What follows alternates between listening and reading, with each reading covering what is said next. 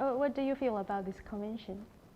I think it's been great, and it's long overdue to have it in China. I was here in 2017 and at the Science Fiction World's International Science Fiction Convention, and I got to see the community for the first time, the science fiction fans. Yeah, and when I went home, I was telling friends, it's like, no, we need to have a Worldcon in China because you're not gonna, you won't believe how good it is. Like there's some aspects of your community that we wish we had, like the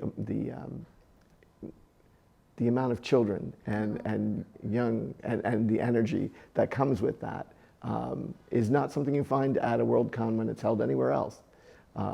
So it's a unique feature, and one that I hope doesn't stay unique. Like I want everyone else to do that. Bring the kids in. More and more people getting involved. We want to grow the family, and that's pretty much how we view it. We view it as a science fiction family. So right now we're visiting our Chinese relatives. And for the longest time our community didn't know they had them. I knew, but most of the American science fiction fans didn't know much about over here. So hopefully this convention has opened a few eyes, and I think talking to some of the other people who are here. When did you first start your science fiction career? My career started 17 years ago. Just 17 years? Just 17, yeah. I've been a fan since I was reading since I was 10, science fiction fan since I was 5. I worked in technology and education. What was your job before becoming the science fiction editor? I had a lot of different titles, but it was in academic technology. So I would be the person who worked with college professors or school teachers on integrating new technologies, whether or not a tool was appropriate for bettering learning or improving learning. So I would work closely with those people to revise curriculum and sometimes in the classroom with the students, which is one of the things that sort of tails into my work with science fiction, because since I worked with a lot of different professors and teachers, I learned a lot about very specific things in different disciplines. So when I became an editor, that sort of became a toolkit, an area of knowledge that I could work with when I was editing a story with an author. And it gave me the ability to ask the right questions. So what was your turning point at transforming your job from the technology things to editing? I actually stumbled into this career. A friend of mine convinced me that I should do it.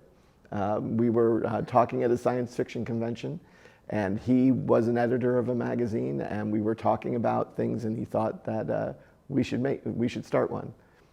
And so we started it, and 17 years later, here we are. Never expected to still be going 17 years later. Never.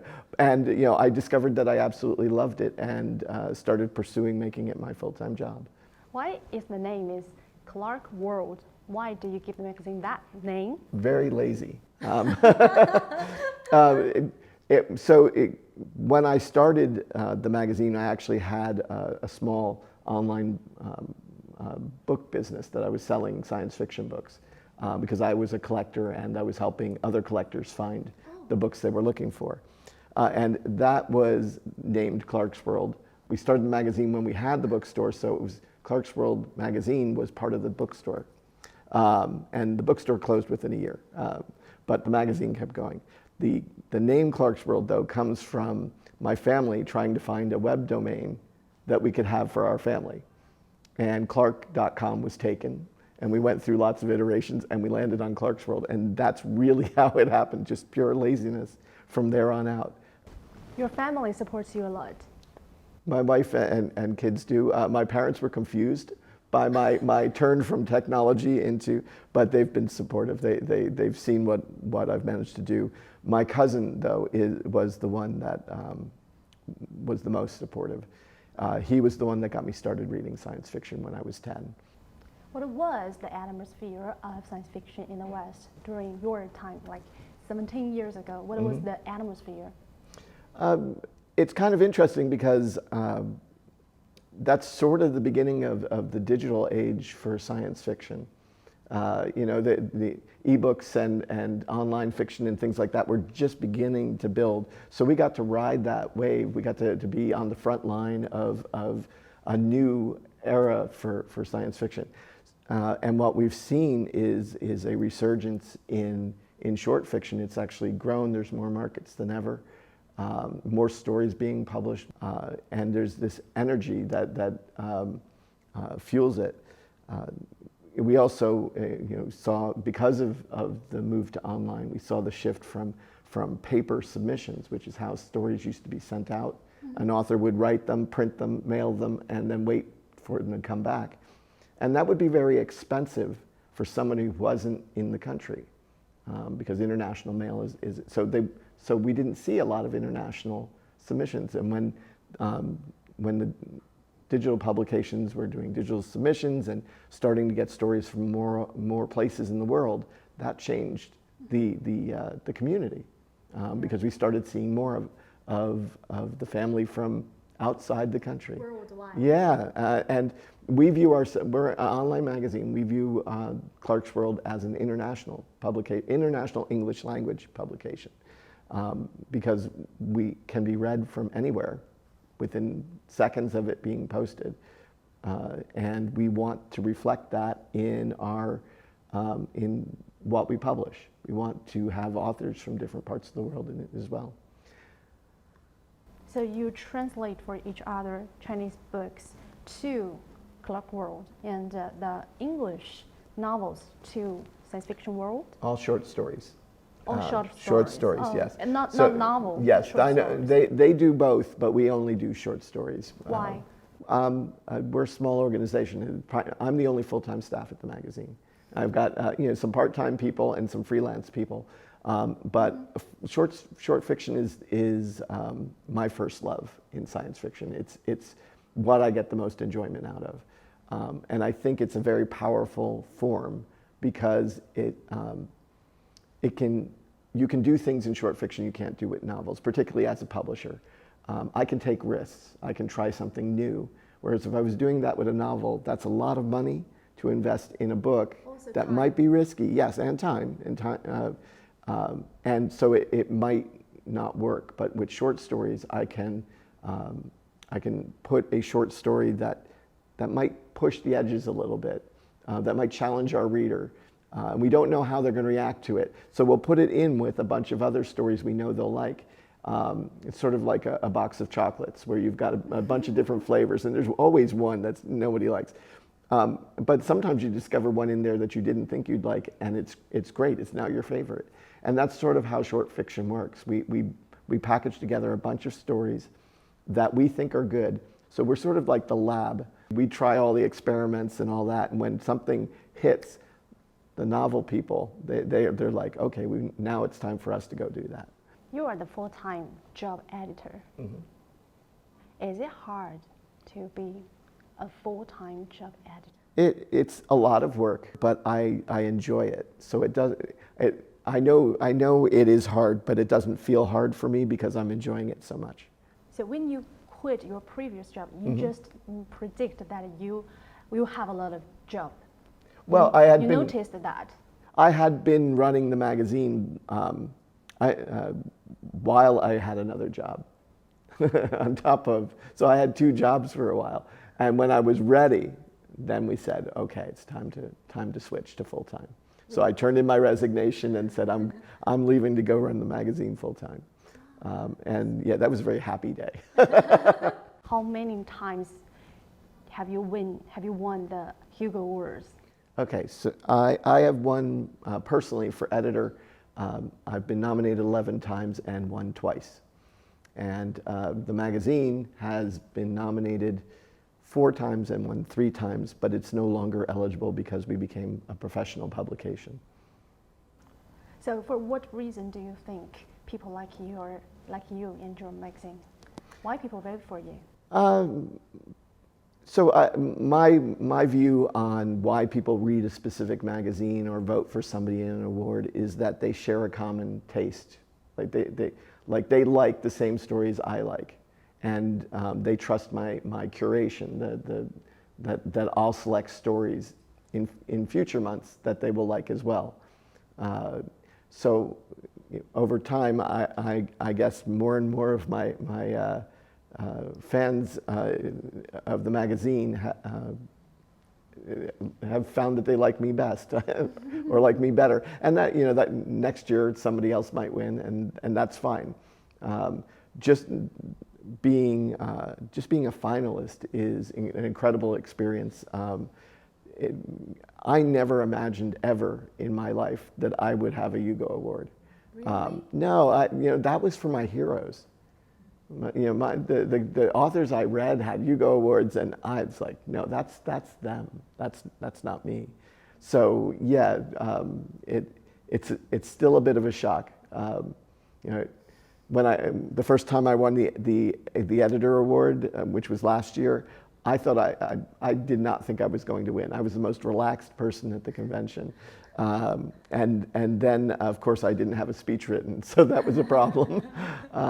And last night, I didn't think I was going to win, but I at least was somewhat prepared. A little bit. Yeah, a little bit. I knew the bare minimum I needed to do. You did it.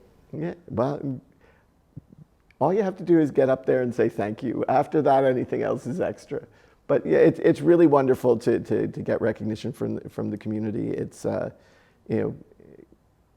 win or lose, the next day I'm still going to be doing the same job, which is a job I love. But having something, getting to bring this beautiful Hugo Award home, it's I don't know if you've seen it. Yes, the panda. Do you never think about giving up the editing career of science fiction, right? And everybody has a bad day where they're like, oh, I should stop. But no, I would say 364 days of the year, I'm like, no, this is what I'm going to be doing until I die. It's like, and it's because I get so much out of it. I mean, it has brought so much value to my life.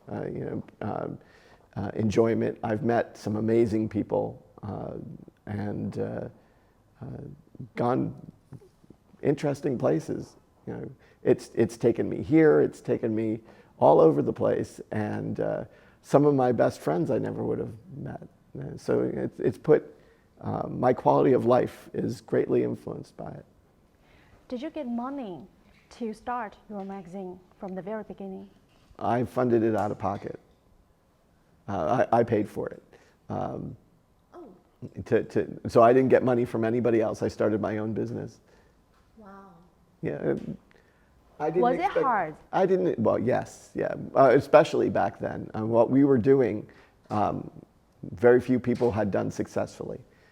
There was a lot of people who had tried and their magazines closed because they either overestimated their ability to gain enough income to keep going, or they underestimated the amount of work it is, because it is a tremendous amount of work, and it's work that never ends.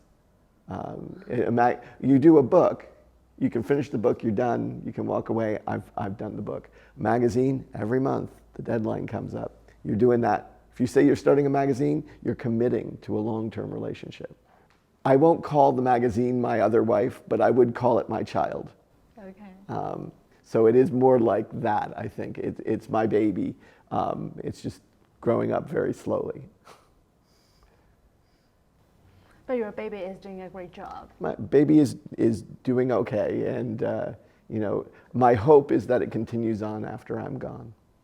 That would be the big thing for me, is if when I'm gone, if that magazine keeps going on and somebody else takes it over and they keep it going. So who is somebody else? Don't know yet. Okay. I'm not ready to hand it over to somebody. No, not yet. Not yet, no. I'm still having fun. The moment I start feeling like we're not moving forward anymore, that's when I need to bring someone new in. Can you tell the difference between the taste of China and the West, especially America? I think we're a lot more common than, we have more in common than we have in difference. I mean, obviously the character names and things like that would be the first thing that would an English language reader might notice, is that all the characters' names are not ones they'd run into on a daily basis. But other than that, I mean, when it comes down to it, we're people. We have the same hopes and dreams, and we have families and concerns about that. And that tends to come through. And the writing styles are fairly compatible as well. And that's, the US, in the US market, there was a long period where we did not read anything in translation. There was a bias against translation. So when we first started doing them, it was out of my personal curiosity, because I didn't put much faith in people just telling me, oh, translations are no good. It's like, why? Well, it can't be all of them. And a good story can be written anywhere. Science fiction doesn't know what country it was written in. It doesn't care. But yeah, so when we started getting these stories, we realized, like, yeah, our suspicions were correct. There was just some historical bias. And we started doing more of it, and then we noticed our readers were like, more. We run a translation in every issue, and when we don't, I get emails, where's this month's translation? Please tell me you're still doing it. So, you know, it's a very positive thing. It says something about the fact that these two science fiction communities are really one. So science fiction is kind of language we can communicate. Yes, I think it's one of its strengths. It is story. It doesn't even have to be science fiction. Story is universal. We all tell stories. Do you think language is a barrier for science fiction? Yes. Literature. The cost of translation gets in the way. Do you speak any other language? I sadly no. There's everybody has a subject that they have difficulty learning. Mine is languages. I've tried multiple times. I took courses in college and high school. It always struggled with it. But computer languages I can do no problem. it's human languages. So, you know, I'm really grateful to be working with some amazing translators. The person they had going with me to every event, I absolutely adore her. She was fantastic. So I think the things require talents. Yes. Different people have different talents. I'm good at language, a little bit, but I am bad at math. You know, I always have the lowest scores at school when I do my math. We're all different, and we have our talent is different. Yeah. Just now, I interviewed Han Song, one of our famous science fiction writers. He said that he stared at the sky when he was just in the kindergarten. So I think that requires talent for him to discuss or discover the relationship between universe and human beings. And that's why I don't write. You know your limits. I know my limits, yes. What is your limit? I'm constantly discovering them. It's you try things, and you know they work or they don't. And you know, so I've tried a lot of things over my career. I know that there's certain things I'm good at. You know, one of the things that when I went into publishing, you know, my tech background was something that wasn't common. So I find that you know that helps me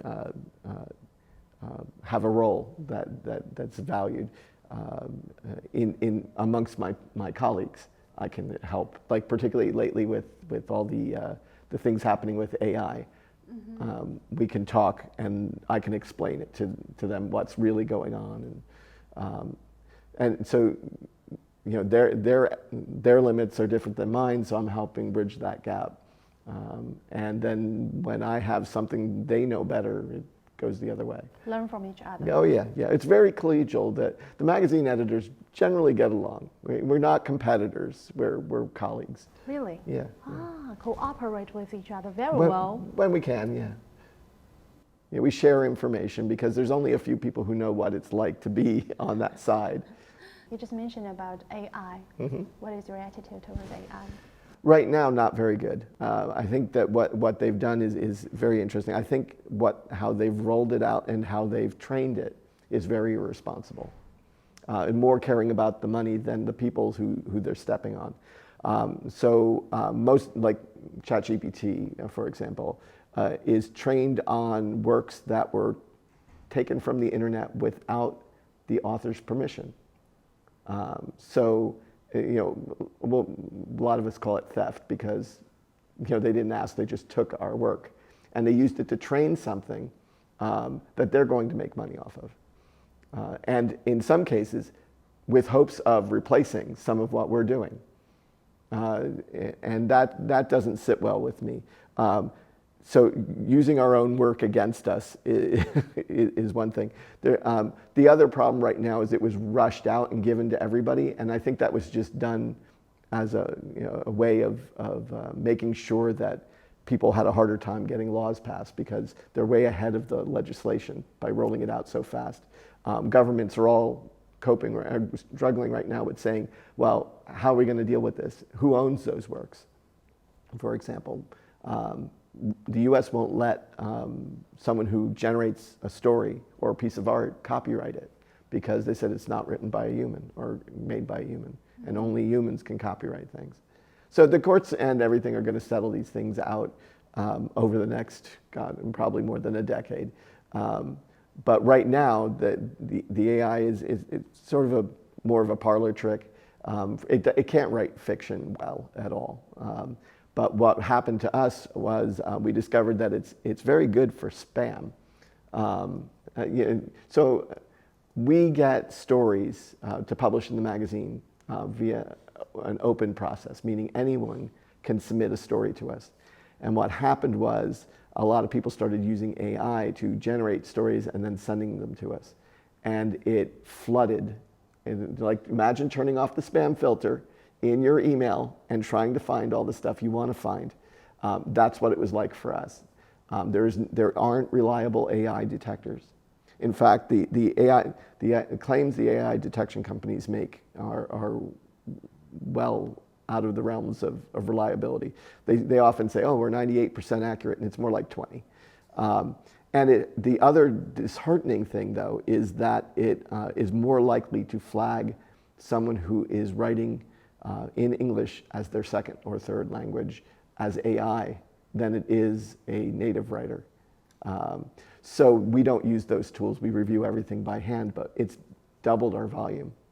And we've been trying to develop tools to help figure that out. Now, doubling our volume doubles our work.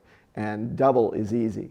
Right now, those tools can't submit the stories on their own. There's a human doing it. The moment they have bots that can submit stories, we're doomed. And I laugh when I say that because I have to. I look at this as this is a problem that we're going to have to face, and eventually. And we're working to get ahead of it. And a bunch of us are talking about it. And if I know anything, though, it's that I trust this community, the science fiction community, to find a way out. We've always run into challenges, and we've always found a way to get around them. The BBC told me I was our cheerful harbinger of doom for thinking like that. But there's an optimism there in the midst of what is a bit of a crisis. Yeah, you are the only person that have a kind of negative attitude to it. Not really. Most of the magazines have banned it. They are not willing to, for either the legal or ethical issues that I mentioned. And like I said, it's also it writes very poorly. There's not even a chance of those stories getting published. I had 17 years of reading submissions, hundreds of thousands of stories. I've never seen anything as bad as a ChatGPT story. Yeah. It's bad in very different ways, too. It's got perfect spelling, perfect grammar, but the story is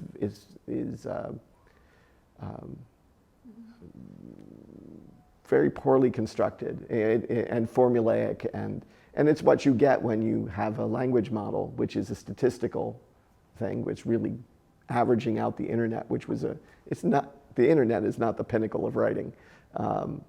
So it turns out quite poor. I've been on the receiving end of a lot of the noise. I think that I think that we are at the very early stages of this technology, and it will be used for good things. And it's already being used for some stunning things. Like they're using it to detect, they're using the same technology to detect cancer early, because they can look at the scans, and the AI is better at detecting early stage cancer than a human eye. And that's fantastic. Other people are using it to find exoplanets, because that's another thing where you've got large amounts of data and you're looking for minor things that a human might miss. Plus, it can do it a lot faster. Translation things. I do that. I use that for my translation. Yes, and I wouldn't use it for translation that I was publishing, but for trying to get the idea of what someone is saying, it's perfect for that. And that is a huge benefit. And particularly here, like when I've had to go through the security checkpoints, you know, they haven't spoken English that well, but I have a pacemaker, and I can't go through the metal detector. So I have to put it into my app, and I pull it up and put it in, and then it's like it solves the problem. You can communicate well. I can communicate enough. In terms of translation, you said that you can do the normal things for translation, use AI, but not writing, not your short stories. So, yes. Why? So you know, a story has multiple levels to it. Like it's not just the words; it's also context. Yeah, it's context. It's the cultural references. You know, they might be using a double meaning on words. Like, say it's a story about an alien, but they're really trying to describe a current situation in a community that might be cultural. It might be about racism, for example. It might be any number of things like that. So stories have multiple levels to them. And AI writing and translating does not understand those other levels. It doesn't understand the story it's written or it's reading. So it loses and strips away all of that, which ruins the story. It takes the spirit of the story out. And that's actually what we say when we're working with human translators, is that we want somebody who understands the culture, the language, the science fiction, and they can write. And you know, all four of those are equally important. And you want them to be able to write at least at the level of the person they're working with. So you're looking for a very skilled person. And then you are trying to convey the spirit of the story, because a good example is a pun. A pun's not going to translate very well, so you have to substitute something else that would convey the same feeling. The emotional aspect of the story is very important to carry through, and the author's intent. So AI can understand the expression of human beings? Not yet. Not yet. Yeah. What about in the future, like 1,000 years later? Well, you know, if we ever reach the point where we have true AI, and actually aware, conscious, intelligent being, it's going to be, there's no saying it's going to think like us. It's going to be a different entity. It will exist at a speed that we don't. I've said before that I'd be perfectly happy if an AI decided to send a story to me for consideration. I would totally consider it, because it's an independent entity writing its own story from its own experience. And that's, you know, that's a story I'd be interested in seeing. Same thing if an alien landed, because it'd be another entity, or yeah, so. Have you read about three-body problem? I've read the three-body problem, yes. What is your comment? Oh, it's wonderful. Yeah, I was so happy when it won the Hugo Award. Really? I voted for it. Yeah, Really? Yeah, You yeah. vote for him? Oh yeah, yeah. It was. I have a signed copy even, so it's. Yeah.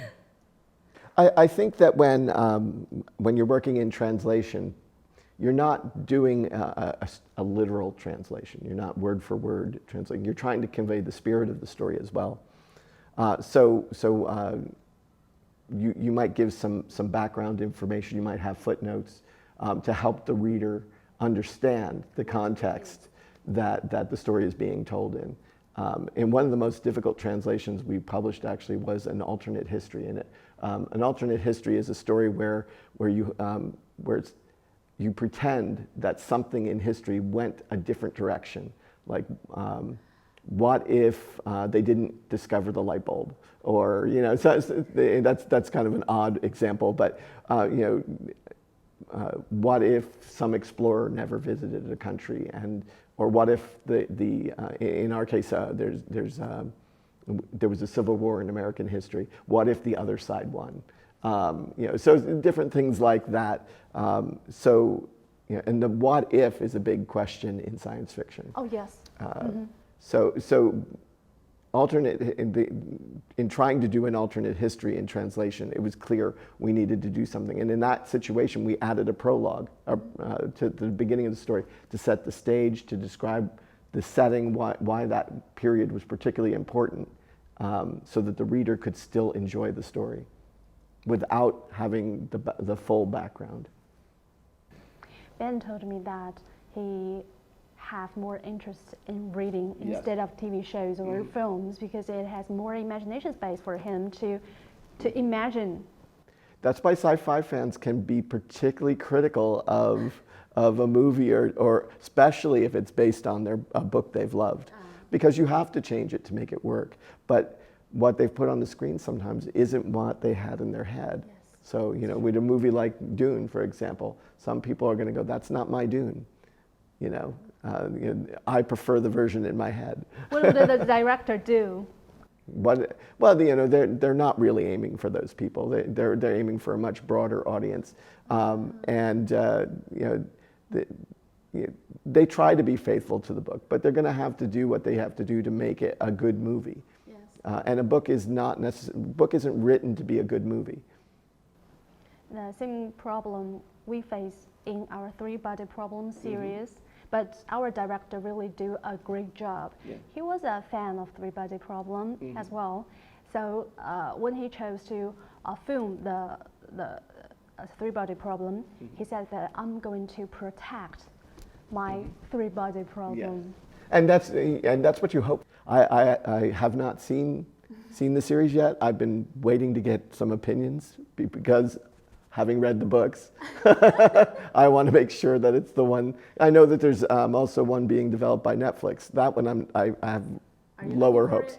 Lower hopes for the Netflix version. I figured that it'd be treated more respectfully here. Yeah, that's an interesting point, because, you know, the perspective from the West and the perspective from the Chinese are totally different. Yeah.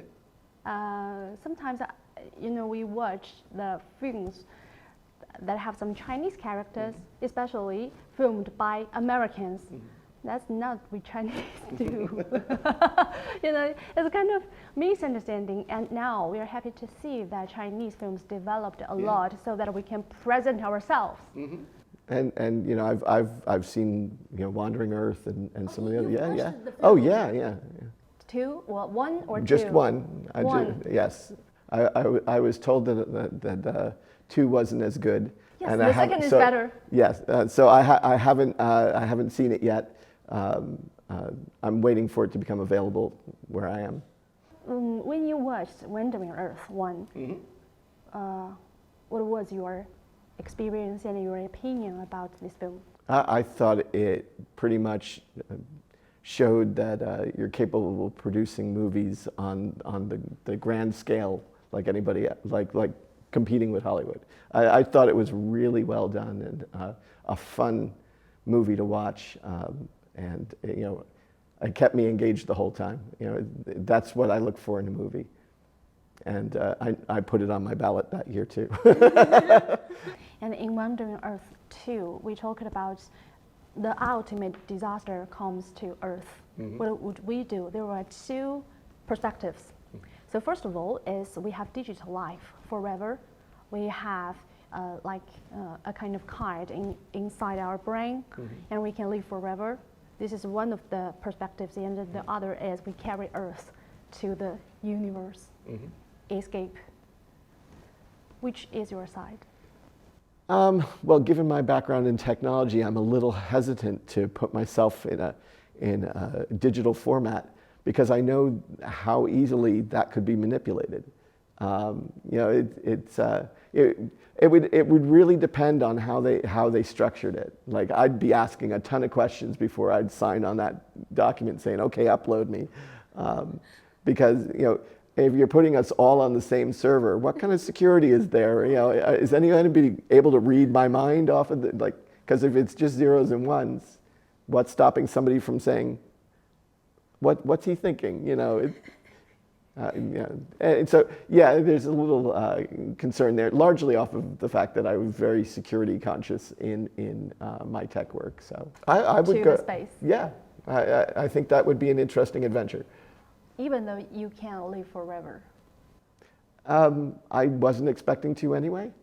No? No, I do. Yeah, I think we would like to, but I don't know that. I'm not optimistic that they'll figure that one out. What is your opinion about forever, live forever? Living forever? Yeah. Hey, yeah, I think that at some point it might get boring, but again, it's a big universe. So if there was a means for you to get from different places without the slow travel, like if there was a way to travel long distances at a reasonable, with reasonable time passage, like maybe cryonics, if that worked and you could go to sleep and wake up on another, you'd have plenty to explore. But you know, it's an interesting concept. You know, there's been a lot of stories in science fiction that have delved into that theory, and it would be nice to be able to see my great grandchildren. Eventually, we'd have our own planet, and maybe I'd make them name it Clarke's World. Actually, you told me a story last year. You can remember. Wow, you remember? Okay. Because you went to the International Science Fiction Convention in 2019. 17. 17? Yes. Not 19? No, I had to cancel that trip. Oh, okay. Plane didn't I work. thought you were there, but no. Yeah, I was waiting in the hallway at the end of a panel. Yes. Now, that was a defining moment for that convention. I'll retell the story. So I was waiting between panels with my interpreter in the hallway, and a mother and a young boy walked by, and then he pulled on her and said something, and she brought him back over to me. And she said, my son would like to show you the picture he drew. So I get down to his level, because I've worked with kids, and that's what you do. And I talked to him through his mother. And he's got a little picture of a robot that he's drawn, and I tell him it's very nice, and I hope that he keeps drawing. And you know, and I tell him, you know, maybe someday, you know, maybe you'll have some art on my magazine. So she's like, okay, now we got to go, and it was very cute. But the best part of that whole exchange was, as they were walking out the door, she turns and says something to her son. And my interpreter smiles and laughs a little. And I said, what did she say? And she said, maybe someday you can grow up to be a science fiction writer. And at that point, I just wanted to run, she was already gone into the crowd. I would have run up to her and said, you're the best mother ever. Because no parent I've ever met would say to their child in the US that they should grow up and be a writer. You know, they'll say, you know, athlete, doctor, lawyer, but writer. And you know, the value I saw her place on what we do was very heartwarming, and it was something that I noticed repeatedly. There was a great deal of respect for not only the writers, but the editors, the artists, the people behind the scenes that did this, that they really embrace the arts. And I'm not used to that, and that's one of the things I wanted people from the U.S. to come here and see. I was talking to somebody at breakfast this morning, and he was saying that I've never been asked for autographs before, but everywhere I go, and it's like, that's because this is valued. And it says, don't you wish we were valued at home? Because I used to think that in America, parents respect children's dream. They do, as long as their dream is become a doctor. Is a dream that they think they'll be able to live off of. There is a concern about, will they be able to earn a living? And I faced that when I first got out of college. I got a job in technology at a corporation, and my parents were very proud. It's like good paying job, And then a year later, I said, I'm quitting to go work in academia. And by the way, it's a pay cut. And they were like, are you sure you want to do that? That's a good job you've got. And it's like they were unsure of that I was taking. They thought I was taking a risk, and they weren't entirely behind my move. They eventually supported me. It's like because they knew they couldn't stop me, but but they later said like. So when I went to shift into editing, they're like, last time this happened, we gave you some difficulty, but we've learned that we have to trust you. It's like, because you generally, you figure it out for yourself. And I'm trying not to do that with my own children. My eldest wants to be a teacher of English as a second language. It's not the best paying job, but it's going to make him happy. And that to me is more important. In Daliu's short story, which is called 朝闻道, it means that you know the meaning in the morning. Mm-hmm. The title or the name of the short story. He asked two questions. It's kind of like ultimate questions in our whole life. First of all is, what is the meaning of the universe? Mm-hmm. Or say, what is the purpose of the universe? Mm-hmm. And then is, what is the purpose of our life? Mm-hmm. And at the end of the story, the character said, how can I know about that? Mm-hmm. And then the story ends. Mm-hmm. And it makes me think a lot about the meaning things. Oh yeah, great stories do that. A great story makes you think or feel something, and it sticks with you. What is the purpose of the universe? I don't know that I'll ever know. And I suspect, if I had to guess, it's an answer that's probably constantly changing. That it's almost unknowable because it's going along as it is. It's sort of like knowing what kind of music you like, or what's your favorite music at any given time. It evolves over time. You hear something new and you're like, oh wow, and then suddenly that's your favorite for a little while. Time plays a huge role in a lot of things. Time, yes. Because if you could stop time, you might be able to find out what the meaning of what was happening then. If you had long enough to explore that of course, time, if everything else had stopped. That's another science fictional So that's thing. the reason I want to live forever, because I have enough time to discover the meaning of life. But if you're constantly chasing something that's always moving, and it changes. And that could be the purpose, is the ride, the journey might be the whole purpose. The process is the purpose. Mm-hmm. I keep thinking about one thing is, science fiction in America flourished last century, like 50 or 60, right? The golden age. Golden age, yeah. It would be a little earlier than it, maybe 40s and 50s. Yeah. So, what is it inside? So what is the hard core in it of American science fiction? Well, I think that American science fiction is sort of gone wide. So you look back at the older stories; they were really about things. There wasn't, the character development wasn't as strong. The writing, going back and reading older stories, I try to avoid it because they feel a little dated. They're either in attitudes or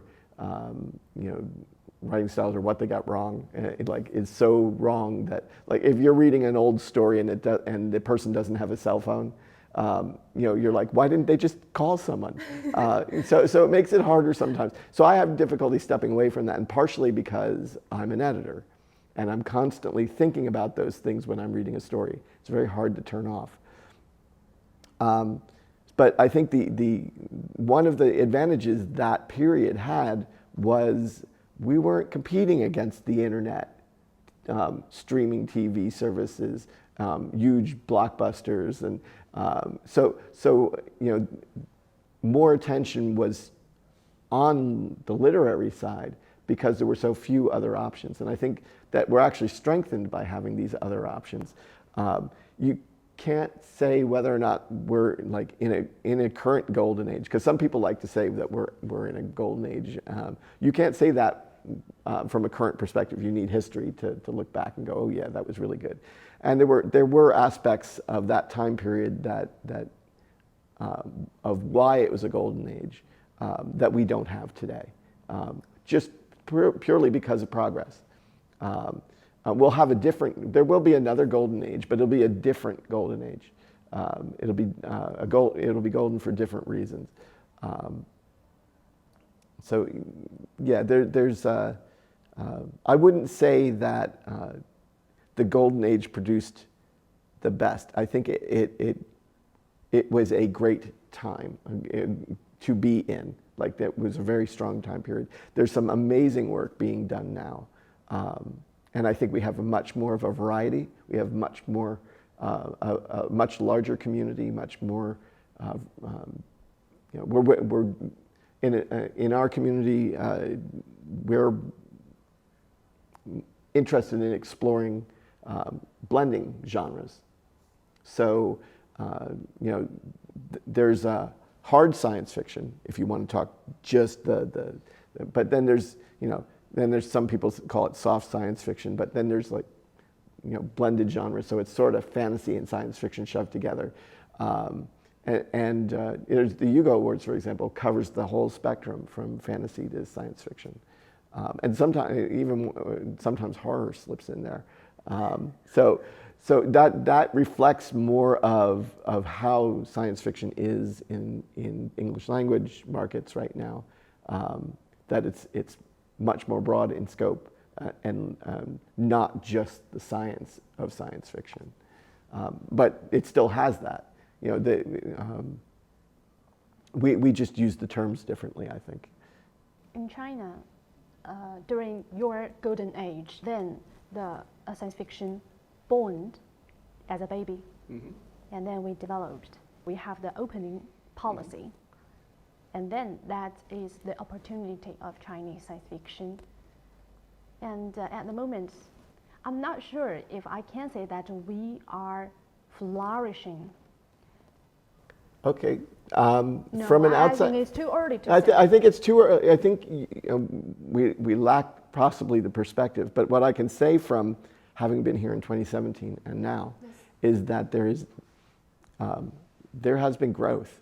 I mean, last time I was here, they were lamenting the fact that they wanted more writers, and I think that's happened. The number of people writing, the number of people reading feels like it is getting bigger from an outsider's perspective. If that's actually the reality of the situation, then you are in a really strong period. And the quality of the work that's being produced. In 2017, when I was told that, I said, it's not about the quantity, it's about the quality. Okay. And the quality is there, and it has been the whole time. We're just getting more and more of it. The blockbuster that does really well, the Star Wars moment, or the Three Body Problem moment. And they're like, okay, well, this thing became and we haven't had another international sensation since then. We must be in decline. No, spikes they're lightning strikes. They're called lightning strikes because they're infrequent. They strike unpredictably. You can't make them. Well, you can make lightning now, but it's like, so a lightning strike is usually followed by a period of growth. So where you might have been here before, your lightning strike takes you up here, but you come back down here. And it's hard to see that because for the new people coming in, because they've come in here and they see down here. They don't see that you've gone up. It's a matter of perspective. So new fans have might be more inclined to see a period after a strike as a decline, and older fans that were the ones that first read that are like, no, it's actually getting better. We've got more quality work. It's like going from a class where you had one student who had an A and a bunch that had a C to a bunch. Now you've got a bunch that are Bs, because you don't have the A doesn't mean you're worse. You're actually better. Mm-hmm. And, So you think that there is a very blurred boundary between science and fantasy? Science, but it's not so blurred. We tend to think of them together as part of our science fiction community. When we say the World Science Fiction Convention, it embraces both. It embraces science fiction and fantasy. When we say science fiction, we mean science fiction. We'll still call them separate things. Okay. There are some people that have embraced the term speculative fiction, which is the umbrella term that covers both of them. But if I would say that we publish in Clarke's World more science fiction than fantasy. So we lean science fiction. We society encourage the development of science fiction because we want to develop our science and technology. Do you have this phenomenon in America? There's certainly an intentional educational component of it here. And ours, it was accidental. So it has what you are doing is creating the scenario that sort of happened accidentally. We had science fiction fans, embraced all of these things. They saw they got like I went into computer science because I was reading science fiction. So the big novel that hit when I was a college freshman was Neuromancer, the dominant cyberpunk book. And every one of the people that I knew read that. That was the computer science major's book, assuming they were the certain type of computer science major, which the ones that really loved the profession and got into it for that. You take a look at something like NASA. A lot of the people who are astronauts and things, they're science fiction fans. We've had a Yugo announcement from space because an astronaut who I've met several times now, is a big fan of science fiction. And there's science fiction magazines up on the space station. So that's these communities who are reading science fiction, particularly as they're younger. It shapes their mind. It makes them curious about what makes things work. How can we make that happen? So science fiction doesn't predict the future, it inspires it or cautions us. And it might warn us away from, don't do that because then we'll have a robot uprising and we'll have a Terminator movie scenario.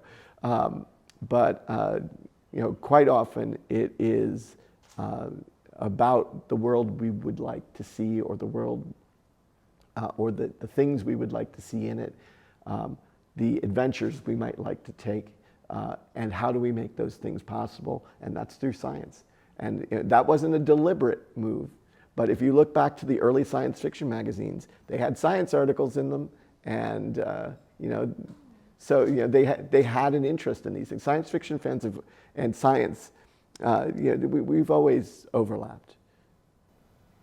Yeah, that's true, because parents tell their children, if you like science fiction stories, just try to be a scientist. Yes, and that's that is you've made a leap, a connection that we have not acknowledged back home. This you like science fiction, therefore you go. That we never drew that line. Parents don't associate the two. Science fiction was also considered a lower form of literature for a very long time in our country. So when I was growing up, that's what it was considered. So I envy my son who can take a course on science fiction in high school when I was told that I couldn't use it for book reports. So it's come a long way. The social acceptance, of the genre has risen considerably in my lifetime. A few days ago, I interviewed a scientist. He researched the black hole. Mm-hmm. He was the science advisor of Wandering Earth 2. Mm-hmm. He was a science fiction fan Mm-hmm. when he was young, and then We're everywhere. yeah. He told me that he looked at the stars. He just feels so close to the universe, and he determined that he wants to be a scientist Mm-hmm. in the future. And eventually, he made it. He went to America for studying, Mm-hmm. and then he came back to China to do the research things. Mm-hmm. And I think, science fiction encourages the fans a lot. Yes. Probably he doesn't need to be a science fiction writer, but Mm-hmm. he can, do something else. Some are called to the arts and some are called to the sciences. What if And, you didn't win the Hugo Awards? You will keep on doing. Yeah, it would have been the same thing I would be doing the same thing today, probably less interviews. I'd still get to do the same job I always do, and I'd be working with the same new authors I'd be working with the day after. So it's a nice, winning an award like this is a very nice pat on the back from the community. We like what you do, and that means a lot. Every now and then you have to hear that. It keeps you going, and even just making the ballot, or even the long list, because they'll eventually release all the data of who was nominated. And I know when I first started seeing my name crop up that number list, it meant a lot. That people liked what we were doing, and I think we all like that. Be reassured that things are okay. Don't worry, you're doing good. You said that you love science fiction, and winning awards encourages you. But is there any other thing that encouraged you to do your career? Yeah. Anything else? Being the first person to publish someone, discovering somebody, and then seeing them go on and do things. So one of the finalists for the Astounding Award, which is for Best New Writer, is somebody that I've published a few times. I was so happy to see her on that ballot. So Isabel Kim was Isabel J. Kim was on the ballot, and I was sad that she didn't lose. But as far as I'm concerned, she won. You change people's life. I open doors, give them a chance to do things. I put her work in front of readers. She did the hard work of making a really good story. So I'm helping uplift that, and that I find very personally rewarding. And then we may get emails from a reader, or I might have someone here come up to me and ask for my autograph, or all those little things. They encourage you to go on. They're like, yeah, we like what you're doing. We want more. Please, don't stop.